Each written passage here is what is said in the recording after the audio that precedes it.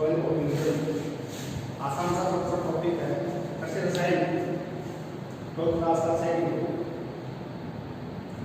इसमें आपको थोड़ा समझना है। दो प्रकार के होते हैं, मैक्रो माइक्रो।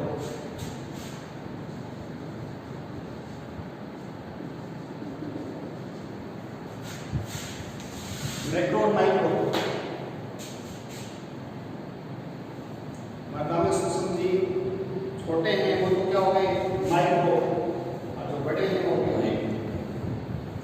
आपके इस लेसन में डिस्कशन मैक्रो का है, माइक्रो का मैक्रो का नहीं, क्योंकि मैक्रो बड़े इंपॉर्टेंट।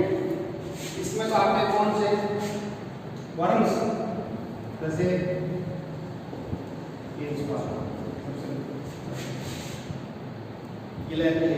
सुंदर है जो भी ऐसे बढ़िया था कि ये अपने आप में मतलब को फटाई करते रहते हैं। इस लेसन में टॉपिक माइक्रो मीन्स जो माइक्रोस्कोप के द्वारा देखते हैं, सूक्ष्म जीव हैं और ये महत्वपूर्ण है।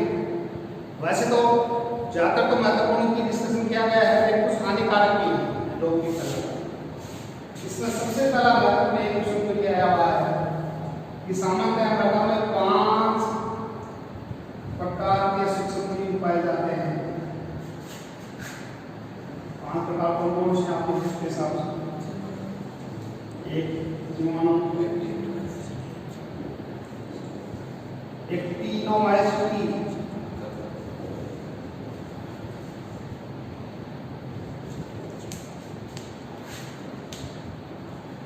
एंजाइम,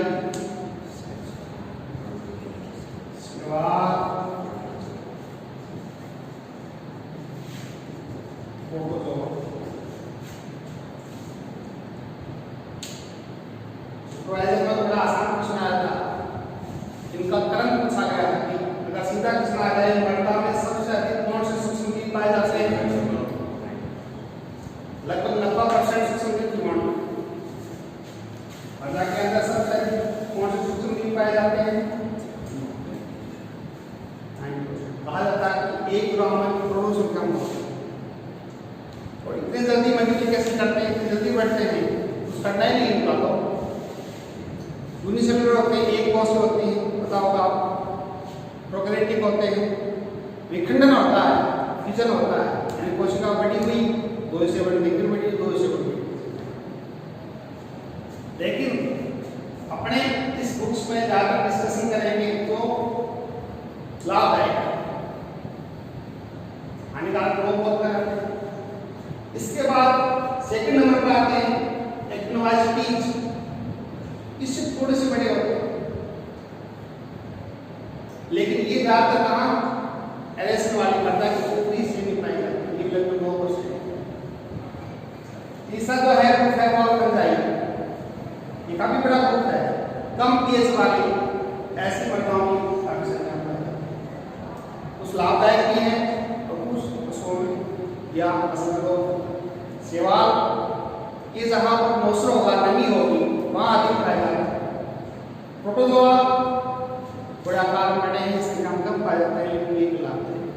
इसका अर्थ है आपको सबसे पहले मैक्रो माइक्रो समझिए। मैक्रो में तो कभी क्वेश्चन आया, लेकिन सबसे इंपॉर्टेंट कौन सा है? अर्थवर्म। वर्म का अर्थ पिता कर्मी, गोल कर्मी, इस तरह के पाए जाते हैं और थोड़े बड़े आकार के हैं, गिलहरी है, सुअर है, खरगोश है, चूहा है, ये सब चीजें इसमें हैं, लेकिन ये इतनी इंपॉर्टेंट नहीं है। अपन शॉर्ट में डिस्कशन करेंगे कि इन सूक्ष्म जीवों की क्या महत्ता है, इंपॉर्टेंस क्या है। तो अभी अपन डिस्कस किया वही 4-5 चीजें हैं कि सूक्ष्म जीव सबसे पहले क्या करते हैं, एन का फिक्सेशन करते हैं। इनकी तो इंपॉर्टेंस क्या है,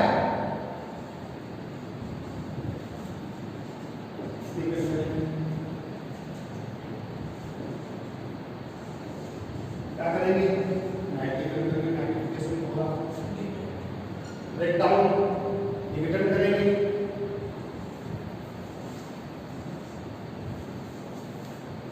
जो कार्बन सर्कल है क्रिया है पूरा।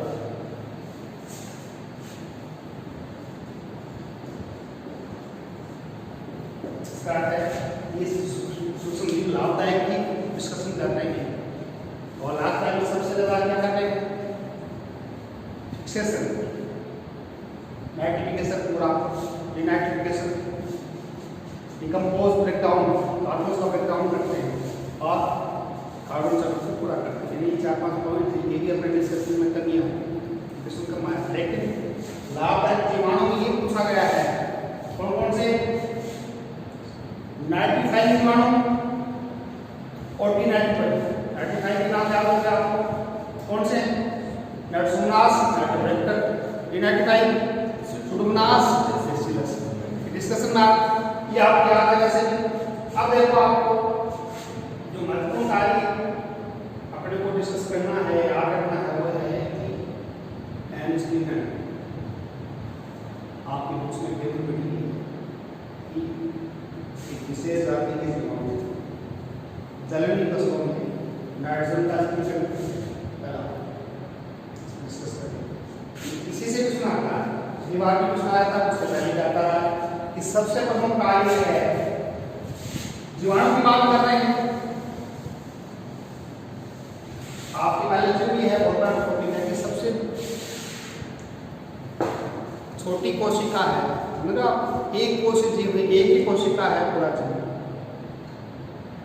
दूसरी बात प्रोकैरियोटिक है, यानी इसमें केंद्र विकसित नहीं होता। कई प्रकार का इसमें भोजन के लिए है ना ज़्यादा डिपेंड उसके पे करते हैं, एंडोटॉक्स होते हैं, एंडोटॉक्स होते हैं। दूसरी क्लोरोफिल इसमें पाया नहीं जाता, तो किस पे डिपेंड करते हैं? उसके पास रहते हैं। तीसरा इनके आकार अलग होता है, रोड शेप में, बेसिलस, विब्रियो, कोमा वाला, सर्पाकार, स्फेरिकल, ऐसे इनके अलग टाइप। और लाभदायक हानिकारक एरोबिक एनारोबिक कंडीशन में सब जगह पाए जाते हैं, सबसे अधिक है। ये ऐसे कहा जाता है ऐसे कि जहाँ पे लोग ना मीटिंग में बहुत सारे व्यक्ति अब संख्या पाए, जैसे ही इनके लिए अनुकूल अवस्था होगी तब क्या करते हैं? संगमरमर करते हैं, पहला कार्य करते हैं डिस्कशन करना है। आपके सभी की याद है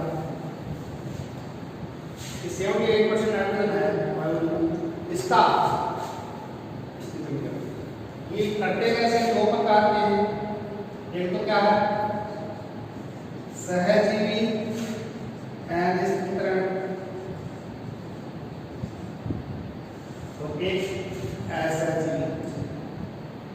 सहजीविता का पावर बताया गया, ये सिम्बायोटिक फिक्सेशन है, सिम्बायोसिस है, यानी 2 जीव आपस में मिलकर अपने जीवन को आवश्यकताओं को पूर्ति करते हैं। सहजीवी के कारण कई ऐसे सूक्ष्म जीव हैं, कई ऐसे प्लांट और जीवाणु हैं कि आपस में अपना जीवन सहजीविता के साथ बिताते हैं। इसका अर्थ है कि एक दूसरे का सहयोग करके आगे बढ़े। और अपने यहाँ पर दलनी फसलों के साथ कौन से विशेष जाति के जीवाणु दलहनी फसल प्लस राइजोबियम जाति, इसका क्या हुआ? दलहनी फसल की जड़ों में रहते हैं, एनर्जी ऊर्जा वहां से ले रहे हैं, अपने भोजन की व्यवस्था कहाँ से कर रहे हैं? जड़ों से। और इनके बदले क्या कर रहे हैं? नाइट्रोजन को पूर्ति कर रहे हैं, न्यूट्रिएंट दे रहे हैं। इस तरह का सहजीविता सिम्बायोसिस है। इसमें सिर्फ इतना ही याद करना है कि एनिस्टिकल के लिए लेगुम्स में एक विशेष प्रकार का जीन पाया जाता है, नीफ जीन होता है और लेग्नोग्लोबिन होता है। इसकी वजह से ही इसके साथ रहते हैं। अपने को एक टेबल बनी हुई है बुक्स में भी आपको राइजोबियम जाति का नाम लिखना है और किस फसल में काम लेते हैं। मैं शॉर्ट में आता हूँ। राइजोबियम येलो की सबसे अधिक इसमें भूषण अल्फा अल्फा इसका भी इसका नाम है और सेंद्रीय इसको कहते हैं येलो की।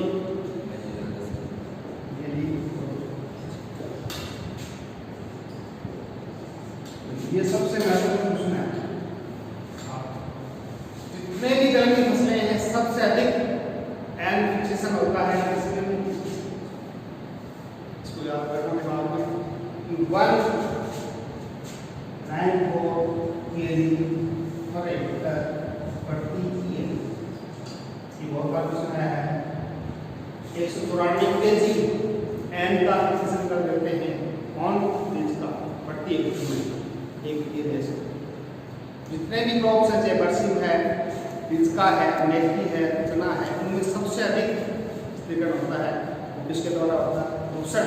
इंग्लिश में इसको दूषण भी कहा जाता है, अल्फा भी कहा जाता है और मेडिका को याद आ जाएगा। जाति का नाम याद रखना है इसके बाद सीधा पूछा गया था राइजोबियम कल्चर से किस फसल को उपचारित करते हैं, या चने की फसल को किससे उपचारित करते हैं, या दाल की फसल को किससे उपचारित करते हैं। लेग्यूम्स में होता है याद आ जाएगा। मेलियोटी दूषण अल्फा इसका ये मेलियोटी सेंसी को कहा जाता है 194 kg प्रति हेक्टेयर पर ईयर एक वर्ष में। इसके बाद बरसीम भी है लेकिन वो कम है। राइजोबियम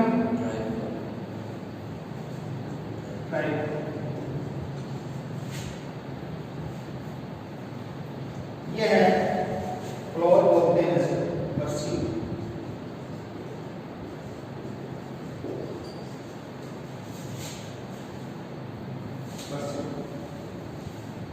इन प्रोटोकॉल आपको याद रखिए प्रॉपर्टी में सिलेक्ट होगा ट्राइफोलिक बरसीम इसे भी फ्लोर बोलते हैं इस सब का इस ऊपर यहाँ लिखते हैं एजियोली कॉफी वगैरह में लोबिया बीन्स लेग्यूमिनस सिरप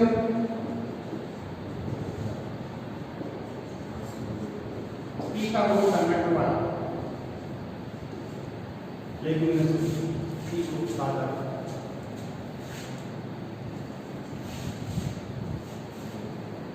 जेपोनिकम बहुत बार पूछा गया है।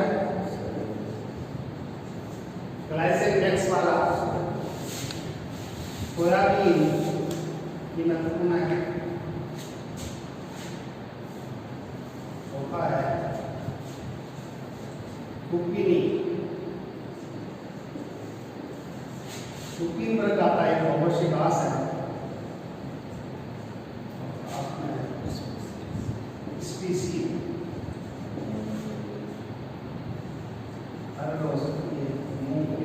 कई मसले हैं आप कोई बात याद करने का है। फिर भी सीधा किसमें आ जाए राइजोबियम जाति के जीवाणु किन फसलों में स्थिरीकरण करते हैं तो दलहनी में एक बात। दूसरी बात सबसे अधिक किसमें अल्फा दूषण मेडिका फसल है। तीसरी बात राजमा एक ऐसा दलहनी फसल है उसमें ये नहीं पाया जाता इसका अर्थ है कि उसमें ये कंडीशन नहीं होती इसलिए इसकी ट्रीटमेंट नहीं होती। बाकी सभी दलहनी फसलों में मिक्स जीन की वजह से और विशेष एंजाइम्स है। कौन सा एंजाइम नाइट्रेट रिडक्टेज एंजाइम की सकती है या नाइट्रोजनेज एंजाइम है वो ये प्रक्रिया आगे बताते हैं। लेकिन हीमोग्लोबिन है इसलिए क्या चाहिए अपने को आयरन होनी चाहिए चाहिए। और ये प्लांट्स जैसे ही इन्फेक्शन होता है इन्फेक्शन समझते आप जमीन के अंदर जड़ों का इन्फेक्शन होता है जैसे जीवाणु जड़ के पास आएंगे ये वहां पर क्या करेंगे जमीन में एक गांठ बना लेंगे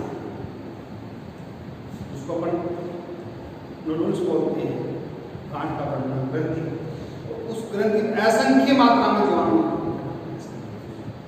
और ये सिर्फ क्या करते हैं उससे अपना एनर्जी की पूर्ति करते हैं ऊर्जा लेते हैं उसके बदले आपके इस लेसन में इतना ही काफी दे रखा है कि नाम याद रख रहे हैं इसमें और कौन सी जाति रहता है ये वैल सहजी सिर्फ जीवाणु की बात कर रहे हैं सहजी जीवाणु।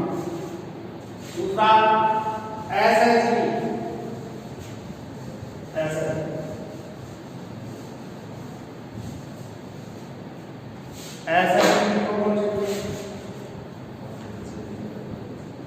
इसमें दो नाम डालते हैं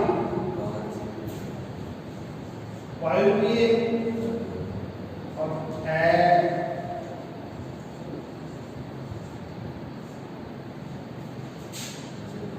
एरोबिक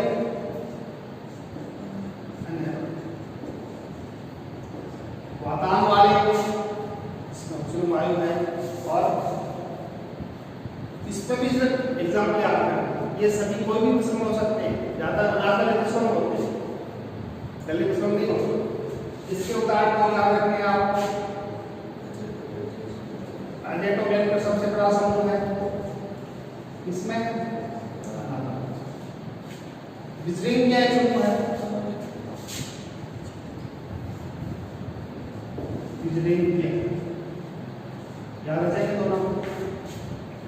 एजोस्पाइरल भी है, लेकिन सबसे बड़ा समूह है एजेटोबैक्टर। एजेटोबैक्टर, एजोस्पाइरल, विजरिंग क्या के नाम आएंगे, ये सभी किसमें करते हैं, जहां ऑप्शन होगा कि फ्री लिविंग जीवाणु है, स्वतंत्र रहते हैं मृदा में और विशेष तौर से अनाथ वाले किस्मों में अनारोबिक का एक उदाहरण ऐसी कंडीशन है जहां पर कार्य क्या करते हैं, उसका नाम है क्लोस्ट्रिडियम। ये उदाहरण पूछा गया है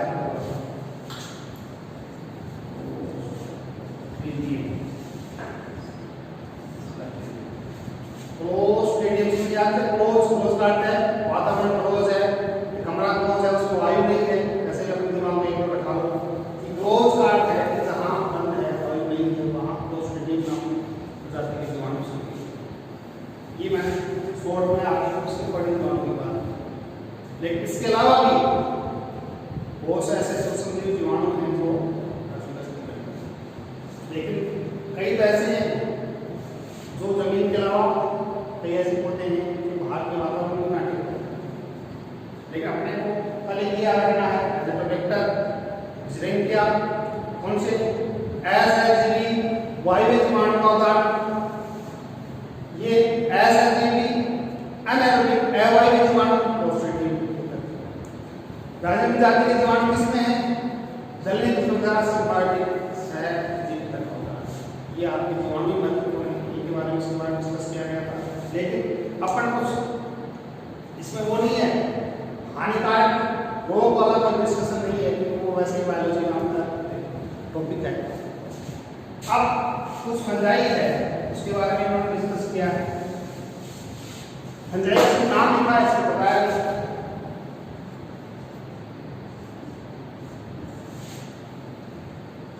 ये भी उससे थोड़े ही बड़े हैं जीवाणु से, फंजाई ये भी संख्या में काफी, लेकिन जहां पीएच कम होता है संख्या एक बार, दूसरी बात इसमें भी क्लोरोफिल नहीं पाया जाता, इसमें भी क्लोरोफिल नहीं पाया जाता। और माइसीलियम होता है, दागिनों में संरचना होती है माइसीलियम नाम, हाइपी नाम सुना होगा, माइसीलियम कवक तंतु ऐसे फैलते जाते हैं, दागिनों में संरचना बनती है। और ये भी क्या है, उससे भी डिपेंड होते हैं, अगर क्लोरोफिल नहीं है इसका क्या करेंगे, एक विशेष प्रजाति है ट्राइकोडर्मा, किसकी प्रजाति है,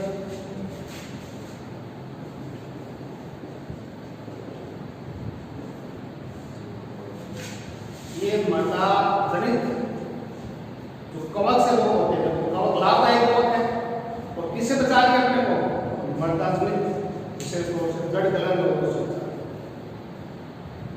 ये बहुत ही लाभदायक है। तो कहते हैं जैसे ही सीड ट्रीटमेंट या सोइल ट्रीटमेंट करेंगे, वो जड़ों के आसपास एक काफी संख्या में वृद्धि कर लेता है, तो उससे हानिकारक इसका इसमें डिस्कशन है। ट्राइकोडर्मा, ट्राइकोग्रामा, ट्रोकोडर्मा, ऐसे नाम आपको याद करवाए होंगे, विभिन्न किस्मों होती है। एक खपरा कैटल उसका क्या नाम है, ट्रोकोडर्मा ग्रेनेरी हो गया। ये ट्राइकोडर्मा है, वो ट्राइकोग्रामा है, ट्राइकोग्रामा कौन सा है, ईद पर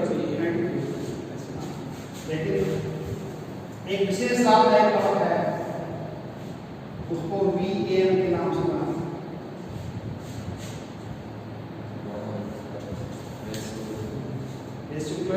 नाम तो माइकोराइजा है, माइकोराइजा, इसका अर्थ है जड़ों के ऊपर माइकोराइजा। तो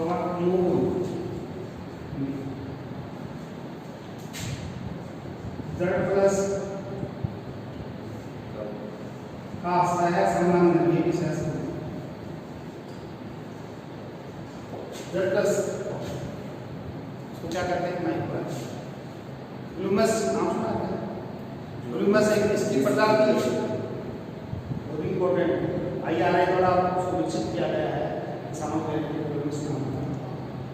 वाम क्या करता है, कहते हैं दो प्रकार इंटो, डिटेल में नहीं आते, लेकिन उसकी कहते हैं वो तंतु है, इसके तंतु सुन के आप हाइफा, हाइफा जड़ों के ऊपर वाला कॉर्टेक्स में घुस जाते हैं और वहाँ आर्गस सेल का निर्माण करते हैं।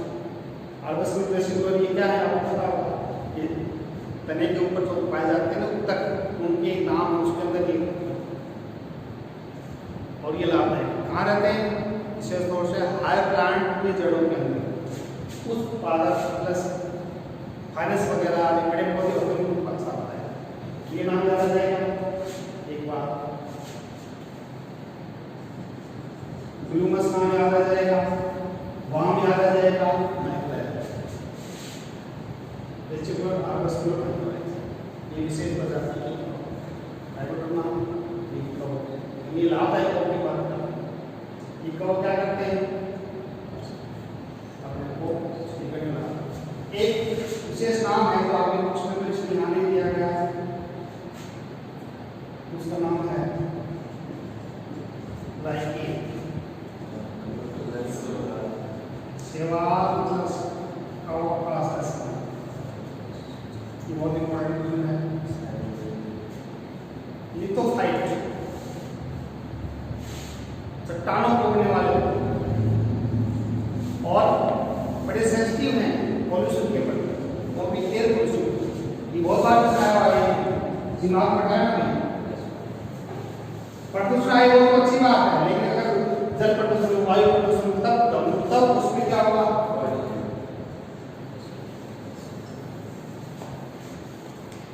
ये आपको अप्लाई करें ऐसे इंडिकेटर प्लांट्स हैं जिसके पॉल्यूशन के सूचक हैं और वो भी किसके, वायु प्रदूषण के। और लाइकेन है क्या, सहसंबंध है, शैवाल। अब इसमें शैवाल क्या करता है,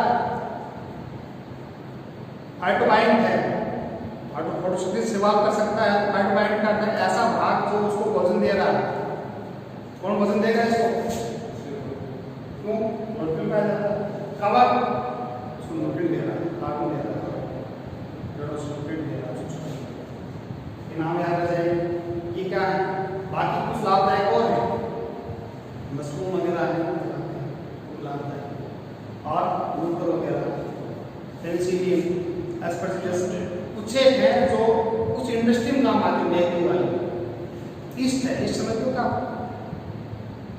जो बेकरी में काम, ये भी एक विचित्र है, आपको समय मिलेगा तो बढ़ावा हो जाएगा।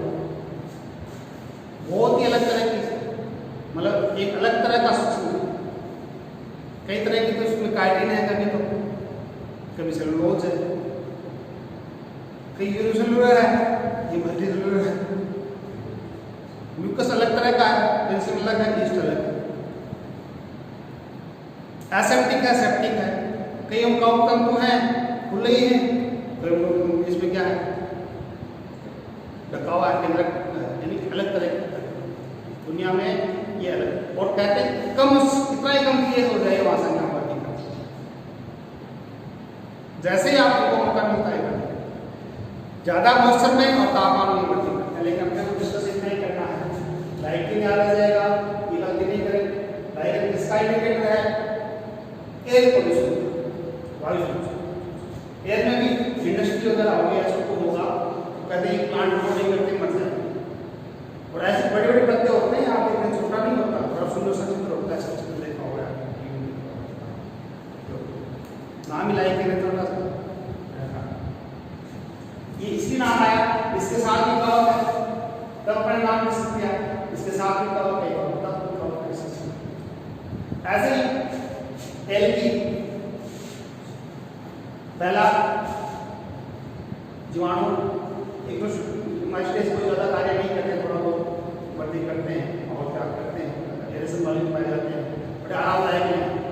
एसी लगा होगा तो वो रहेगी नहीं रहेगी, एरेसन होगा ऊपरी होगा, करके बरसात होती है अलग तरीके सूख देते हैं, थोड़ा सा खेती में जमीन उपयोग करते हैं वो वही रहते हैं, बाकी कोई ज़्यादा नहीं। आप कुछ लोग जरूर मिलाते हो, शुगर पीट में कौन सा है सकरगंदकाल है, कौन जैसा लोग चलाते हैं, लेकिन लोगों की बात हम डिस्कस नहीं कर रहे, लोगों का बड़ा केस हो जाएगा ऐसे। अब है सेवाल का तो हम ये भी कहते हैं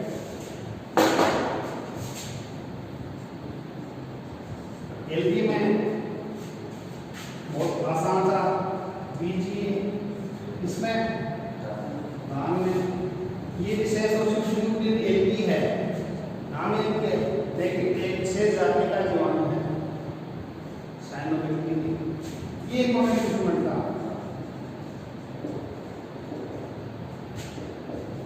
साइनोबैक्टीरिया कहा जाता है, इसको बहुत इंपॉर्टेंट क्वेश्चन है साइनोबैक्टीरिया। बीजीए का क्या नाम है खुद उसको बना देता एजोला है, एक्वाटिक प्लांट होता है, एक्वाटिक प्लांट्स ये आपको इसमें नहीं है, ये जीवाणु खास पर उस प्रजाति सर्वनाश की क्या करते हैं खास पर उस संक्रमण ये प्रजातियां क्या करती हैं कार्य इनको विलेसित करना और उस प्रोटोजोआ है ये छोटा सा सिर्फ सूक्ष्म जीवों की बात। और इसी लेसन का लास्ट एक छोटा सा लेसन और रहेगा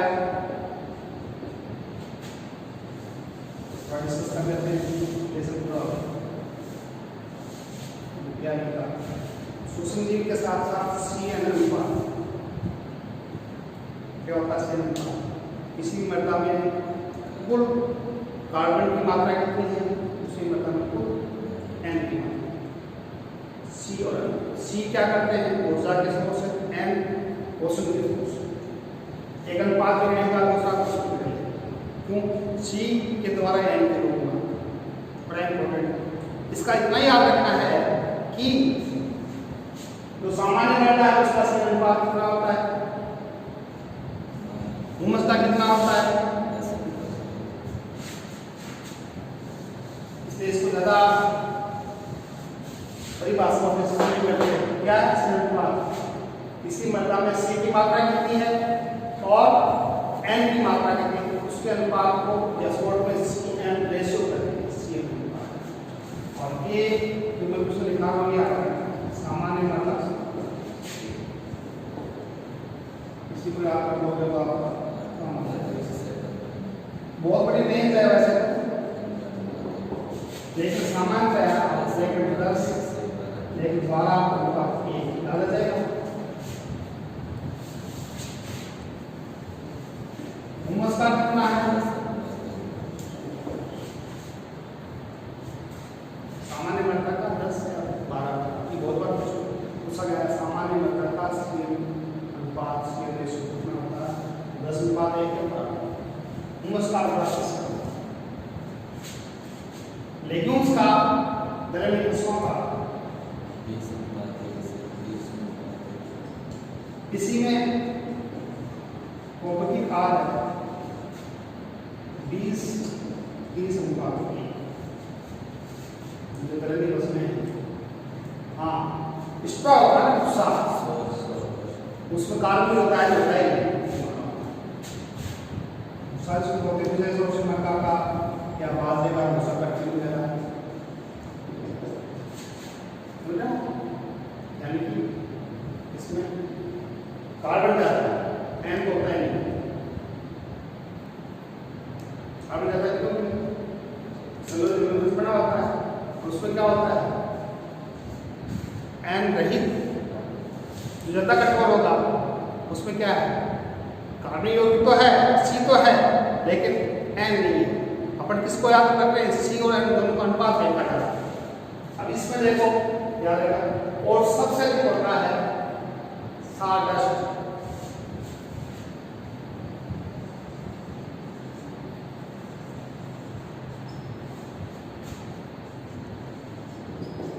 साडस्ट का लकड़ी का पौधा,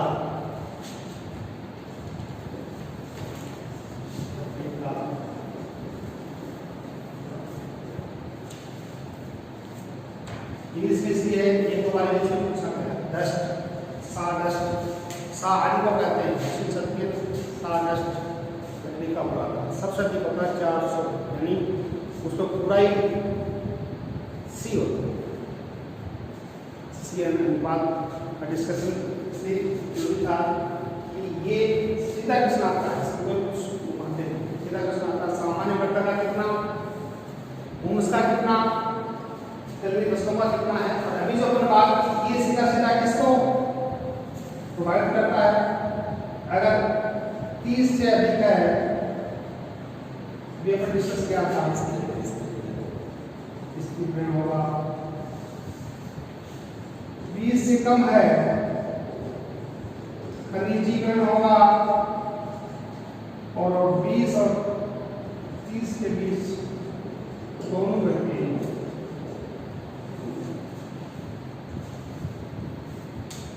ये आसान सा छोटा लास्ट टॉपिक इसके अनुपात में याद रखेगा, सामान्य मात्रा का। ये बड़ी इंपॉर्टेंट क्वेश्चन आती है, तो डेंसिटी वाली पार्टिकल डेंसिटी को ही क्या कहते हैं, ट्रू डेंसिटी, वास्तविक घनत्व। सामान्य मात्रा कितना होता है 2.65 और हुमस का कितना होता है 1.2 इक्वल 2 से 1.5। ऐसे बीडी कितनी होती है सामान्य मात्रा की 1.33, यानी उसकी आधी मानो या आधी डबल मानो। और ओएम या हुमस कार्बनिक पदार्थ या हुमस 0.5 के आसपास। ये चीज सीधी याद रखनी। ये चीजें हैं सीईसी है, ये यानी ये टेबल से सीधे सीधे क्वेश्चन आते हैं जो आपकी पीएचडी सीएससी टेबल बनी हुई है, उससे सीधे सीधे क्वेश्चन आते हैं और एक दो बार पढ़ने से याद है। आसान क्वेश्चन था।